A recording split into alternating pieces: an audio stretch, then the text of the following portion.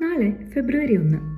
1959 ഫെബ്രുവരി 1 റഷ്യയിലെ ഉറാൽ മൗണ്ടൻസിൽ വെച്ചിട്ട് വളരെ എക്സ്പീരിയൻസ്ഡ് ആയിട്ടുള്ള 9 ഹൈക്കേഴ്സാണ് കാരണങ്ങളൊന്നും ഇപ്പോഴും ഡിസ്കവർ ചെയ്യാത്ത റീസൺസ് കാരണം മരണപ്പെട്ടത്. Shocking part is what actually happen there. ഇവരുടെ 9 പേരുടെയും ടെൻസ് അകത്തുനിന്ന് പുറത്തേക്ക് കീറിയതുപോലെയാണ് കാണപ്പെട്ടത്. ആൻഡ് ഈ 9 പേരുടെയും ഡെഡ് ബോഡീസ് സെവറൽ മീറ്റേഴ്സ് കഴിഞ്ഞ് ചിലർക്ക് ഡ്രസ്സ് ഉള്ളതായിട്ടും ചിലർക്ക് ഡ്രസ്സ് ഇല്ലാതെയായിട്ടും കാണപ്പെട്ടു. And the shocking part is ആ ഒരു ടൈമിൽ അവിടെ -25 to -35 ഡിഗ്രി സെൽഷ്യസിൻ്റെ ഇടയിലായിരുന്നു ഉണ്ടായിരുന്നത്. So having no clothes make no sense. പിന്നെ ഒരുപാട് പേരുടെ ബോഡിയിൽ ഇൻറ്റേർണലി ഒരുപാട് ട്രോമാസ് ഉണ്ടായിരുന്നു, പക്ഷേ externally they were completely fine, which is also shocking. And ചിലരുടെ ഡ്രസ്സസിൽ റേഡിയേഷൻ്റെ അംശങ്ങൾ കാണപ്പെട്ടിരുന്നു.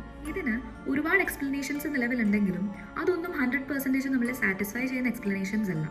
അതിലൊന്നാണ് infrasound panic, which means low ഫ്രീക്വൻസിയിലെ വിൻഡ് വൈബ്രേഷൻസും സൗണ്ടും ഒക്കെ കാരണം ആളുകൾക്ക് ഒരു ഫിയർ എലമെൻ്റ് അവരുടെ ഉള്ളിലേക്ക് വരാം. അത് കാരണം അവർ ഇറാഷണലായിട്ട് ബിഹേവ് ചെയ്യാം.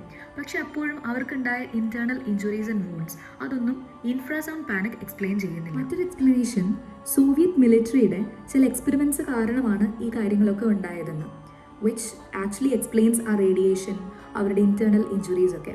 ബട്ട് സ്റ്റിൽ അത്രയും കൊടും തണുപ്പിൽ why were they out of their tent with a little clothing? നിങ്ങൾക്കിതൊക്കെ കേട്ടിട്ട് എന്ത് തോന്നുന്നു? What do you think is the reason?